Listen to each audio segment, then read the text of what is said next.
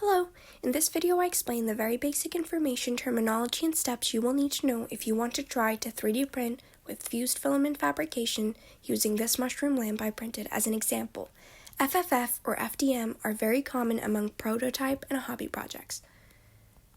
This tutorial is geared towards complete beginners, so no previous printing experience or information is necessary. Starting off with the basics, here are some terms that are commonly used in 3D printing. CAD, which is short for computer-aided design. CAD is a software used for digitally creating 2D and 3D designs and models, used by product designers, architects, engineers, and more. CAD is also used in designing 3D prints. Designing on a CAD software application can be thought of as typing out a paragraph on Word doc or Google Doc. This design on the app is then converted into an STL file, much like converting a document into a PDF. This is done by exporting and saving the file as an STL or OBJ file. These are just file formats like PNG or JPEG are for saving an image. There are some different file formats for various advanced purposes like designs, texture, or color. For simplicity, we will stick to STL. Although this is not a 3D design tutorial, these terms are useful to know as a file type is often mentioned in the descriptions of many designs available for free for 3D prints on websites like Thingiverse, Manufactory, and more. A design that you like, it is the STL file that is being downloaded. This file is then sliced on a slicing software application like Cura, which functions like how printing a PDF, you have to select the page orientation, size, etc.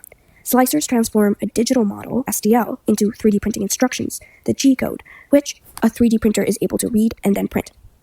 Slicing software also shows a visual preview of how the 3D printing process will look like, the time it will take, the scale and orientation and details such as support material where there are overhangs can be adjusted and customized. After the slicing is complete, the file is ready to be exported onto a USB as a G-code for the 3D printer to read and then print. It also depends on what printer you are using. For example, Prusa has its own slicer.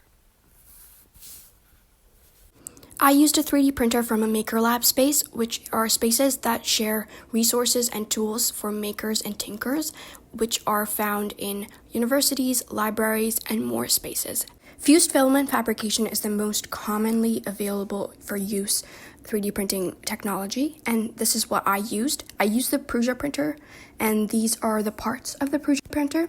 Filament, which is the ink, is fed through the heated extrusion head, which is very hot, and melts the filament into strings that are laid on top of the build plate, which is also hot, so then an adhesion forms into the shape of the layers that create the print. That is why once the instructions have been given to the printer and start has been pressed, you are not to be touching or fiddling with the 3D printing plate or the nozzle because it is very, very hot. If there is an error, restart options are available, but you have to wait until the plate and the nozzle have cooled down to fiddle or to correct anything. These are mostly always done by the techs in the Makerspace labs, unless you also are an expert and know more about the machine. The file from the mushroom lamp that I used as an example here is from my mini factory and is by a maker named Daniel Ellenwood, and it is under the title Glowing Mushroom Lamp.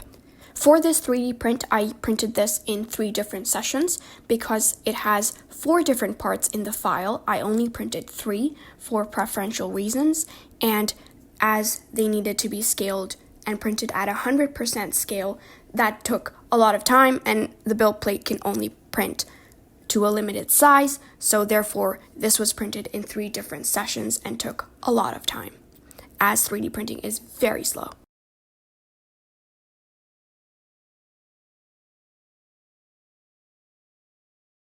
For the supports here, I used organic support, which is tree support, which uses less filament.